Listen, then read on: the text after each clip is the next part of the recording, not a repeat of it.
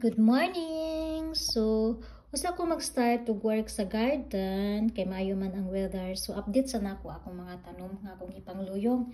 So, man ni siya ang paprika, katong tag-as nga paprika or atsal sa atua, and then the pak choy, snow peas, unya ang zucchini. So, bis duha ka buok zucchini akong nabutang, ang usa murag wa siya kay namurag natabunan siya ba. Unya ang cherry tomatoes, grabe kay ang tubo og ang kiri ang bell pepper nindot pod og tubo daghantan slag nanubo jud tanan. And then lettuce, then green beans, and then red onions, and then big tomatoes.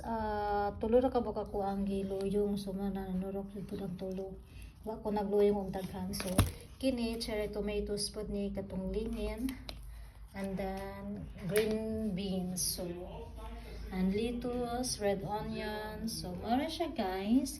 So far maayo tubo ang ako ang mga seeds, no, healthy kayo, labi na ang snow peas. So niya ang pak choy, halos tanan jud sila nindot og mga tubo so far. So kire nag-additional ko og chili. So espada ni siya nga chili na nanurok na siya, sugod nagpanurok. So, mo lang to guys. Thank you for watching.